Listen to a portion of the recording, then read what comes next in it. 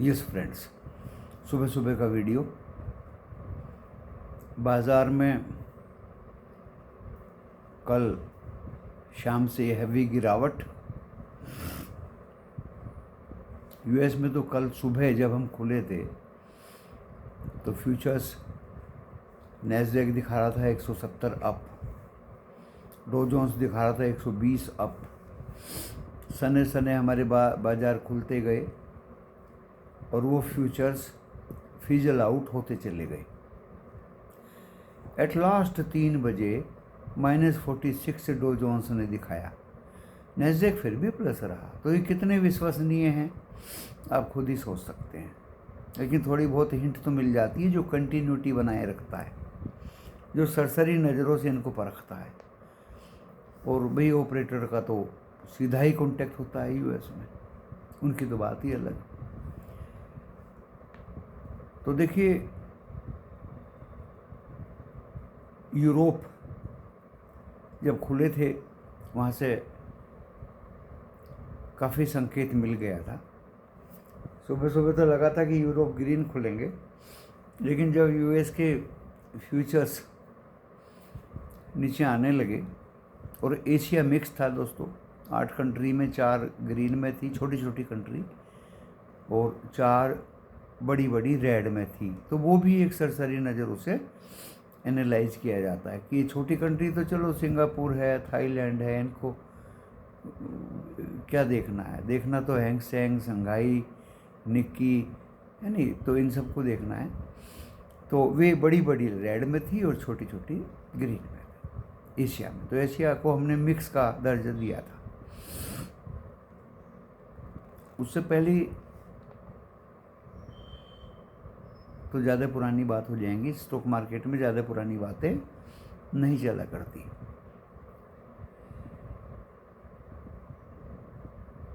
बीती रात को बाजार जब यूएस के खुले तो मैं टीवी को देख रहा था, उस पर इजराइल एंड ईरान का कहानी बताई गई थी। मैं ठीक से नाम नहीं ले पाऊंगा, कई लोग वहाँ लीडर के रूप में मारे गए। किसने मारे, कैसे मारे, क्यों मारे, ये तो कहानी बहुत बड़ी हो जाती है। बदला लेंगे, ये लेंगे, वो लेंगे। लेबनान में मीटिंग चल रही है। तो दोस्तों उसी को ही मैं देख रहा था, क्योंकि उससे कमोडिटीज़ भी प्रभावित होती हैं और दुनिया भी प्रभावित होती है। यूएस अपने इलेक्शन में बिजी, तो एस्केलेशन जो है वो बिग फाइट का होने का चांस ज़्यादा लग रहा था, और अभी भी है और आगे भी होगा दोस्तों। लेकिन सरप्राइज वे ये था कि ये अमेरिका का बाजार इतना गिरा क्यों। अभी बता देता हूँ दोस्तों। इस वीडियो को सुनने से पहले डिस्क्लेमर पढ़ लीजिए। डिस्क्लेमर डिस्क्रिप्शन बॉक्स में लिखा है। डिस्क्रिप्शन बॉक्स इस वीडियो के टाइटल को प्रेस करने से खुल जाएगा।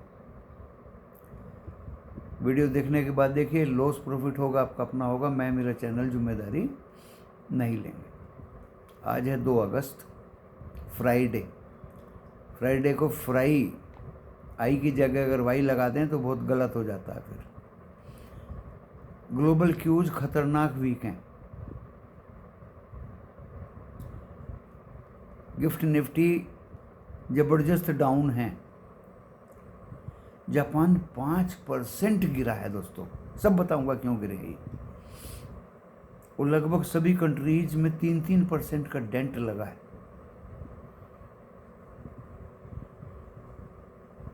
तीन परसेंट का। और अमेरिका भी 2.5%, नैस्डैक, डो जोन्स, S&P गिरे हैं। ये क्यों गिरे बताऊंगा। आईटीसी रिजल्ट्स बहुत लाइन में है, ओके है, no problem. ITC okay, hotels कारोबार अच्छे किए हैं। शायद पता नहीं 10 पे 1 शेयर होटल्स का मिलने का बात था, वो अभी जीवित है। टाटा मोटर्स रिजल्ट्स लाइन में हैं। पैसेंजर और सीवी व्हीकल्स के अलग अलग डीमर्ज करने पे टाटा मोटर्स को का विचार है।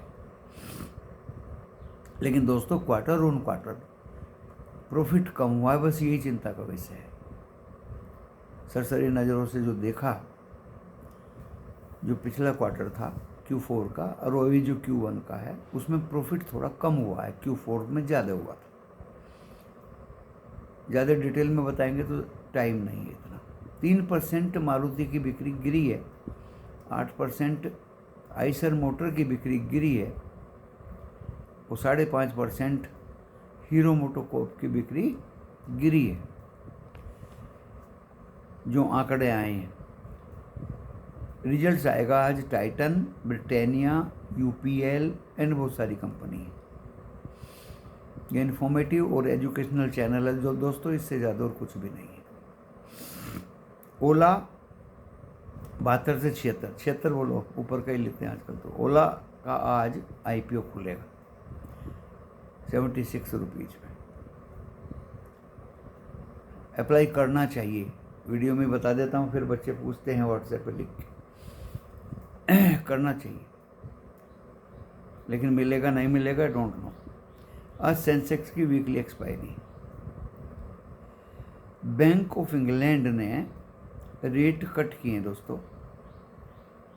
US जॉबलेस डेटा आया है, ऑटो के नंबर्स आए हैं, जो ऊपर मैंने बताया अभी, टाटा मोटर, ITC, इनके रिजल्ट्स आए हैं, और आज हम इन सब पे रिएक्शन करते दिखाई देंगे। और आज शाम को कैबिनेट की मीटिंग भी है। अभी अभी अमेरिका की फ्यूचर 156 पॉइंट डाउन है, 27 पॉइंट S&P डाउन है, और 135 नैस्डैक के फ्यूचर्स डाउन है। तो न्यूज़ बेस अमेरिका में अर्निंग्स कुछ कंपनीज की बहुत ख़राब आई है। अर्निंग तो आई है ख़राब, उनकी जो कमेंट्री है ना, उन्होंने इन बाज़ारों को गिराया। बैंक ऑफ इंग्लैंड ने इंटरेस्ट रेट कम किए हैं,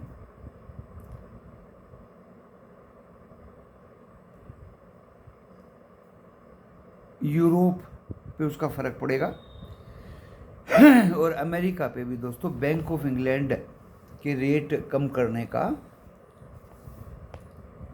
असर पड़ने लगा है। जॉबलेस क्लेम बढ़ के आए हैं US में। पहला रीजन तो गिरने का ये था, 2,35,000 की जगह 2,48,000 ने क्लेम किया।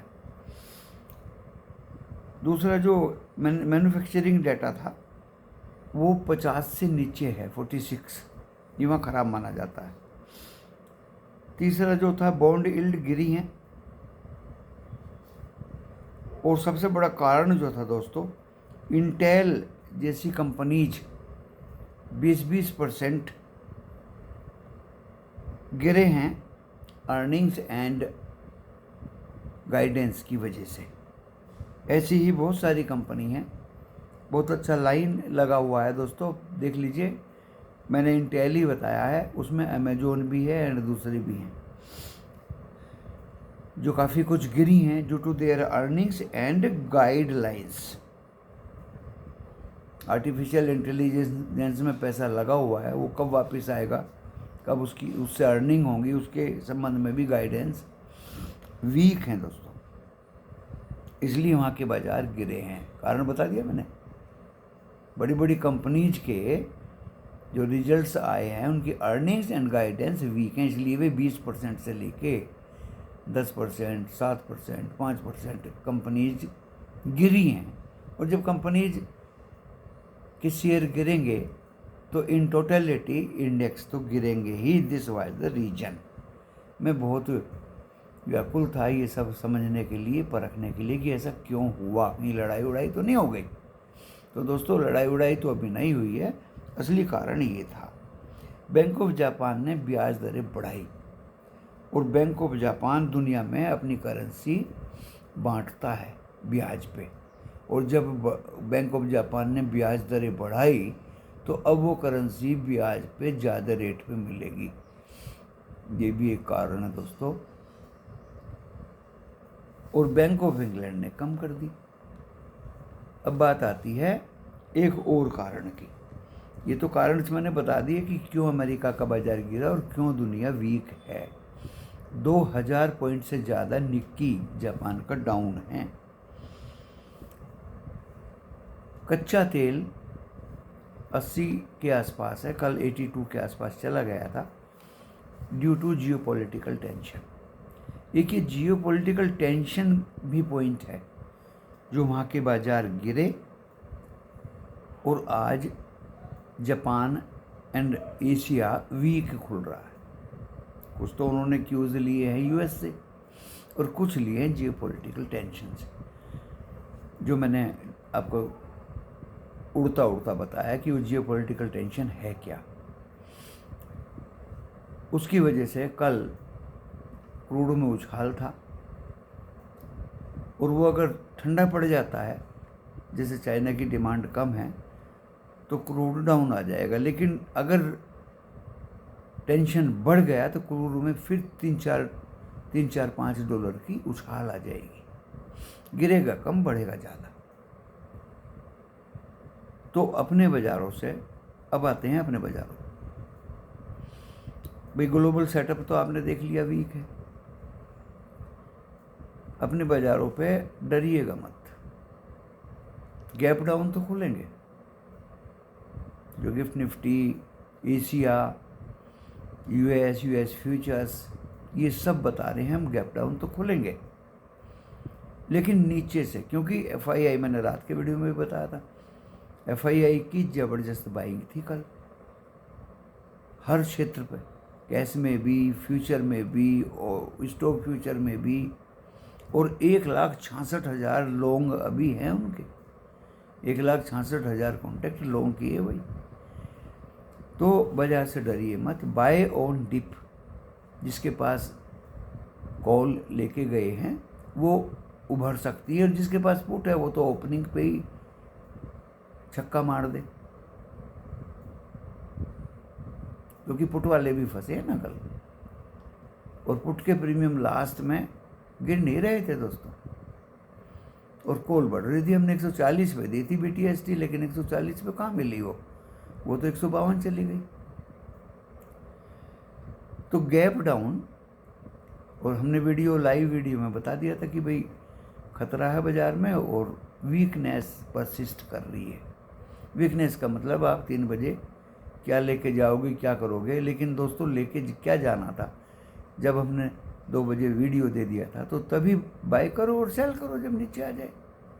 बैंक निफ्टी तो घोड़े तंगे के घोड़े की तरह हट कर रहा था कि ऊपर जाऊंगा ही नहीं, ये भी हमने बता दिया था। उसको भी आगाज़ हो गया था कि क्या होगा। तो गैप डाउन खुलेगा। लेवल्स बता देता हूँ। देखिए निफ्टी आज जो मैंने रात बताया था 24,866, जिसके वो 24,900 तोड़ा ही, 24,900 नीचे नहीं आया 24,900 की, तो 800 कैसे आएगा। 24,956 आया था और 25 पे हम बंद हुए। तो दोस्तों 24,866 मेरा पहला सपोर्ट रहेगा, और वो टूट गया तो 24,810 मान लेता हूँ, 24,810।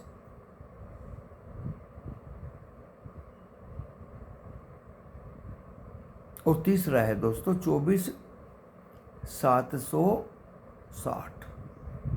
अगर ये टूट गया तो फिर आप समझ लीजिए कि एक नीचे की तरफ की जर्नी हैवीली स्टार्ट हो गई। और फिर 24,705 और 650। रात भी मैंने यही 5 लेवल दिए थे सपोर्ट के। ऊपर में तो भाई अपने दिल को समझाने वाली बात है कि पहला जो रेजिस्टेंस है वो रहेगा 25,078, जो कल का हाई था। फिर 25,123 एंड 170। दिल को समझाने की बात है।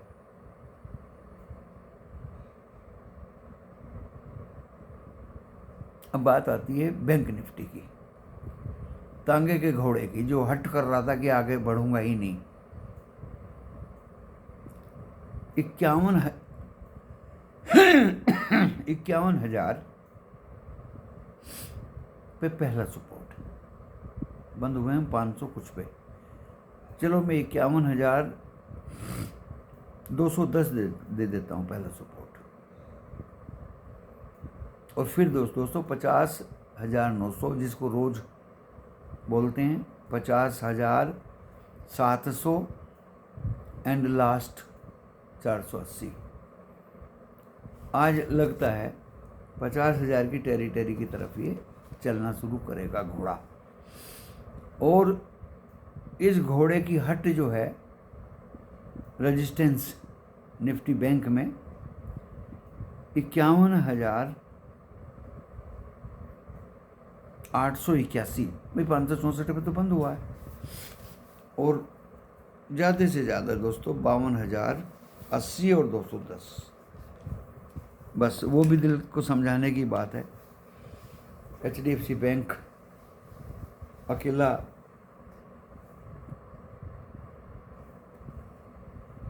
क्या करेगा। तो ये रहा आज का लेखा जोखा। आज इस वीडियो को देखिए, आगे पीछे करके देखिए। दोपहर को आज बहुत ही इम्पोर्टेंट ड्यूरिंग मार्केट आवर जब ये संकेत देगा कि भाई नीचे से बाइंग शुरू हो गई है, FII तो देखिए छोड़ेंगे नहीं, जो पैसा लगा के गए हैं। आज बाई ऑन डिप बाजार मुझे लग रहा है दोस्तों, कल का FII डाटा देख के। और अच्छा है कि गिरे और ख़तरनाक गिरे, नीचे से फिर ऊपर आए, नीचे से फिर ऊपर आए। चलिए इसको ही हम विराम देता हूँ। धन्यवाद।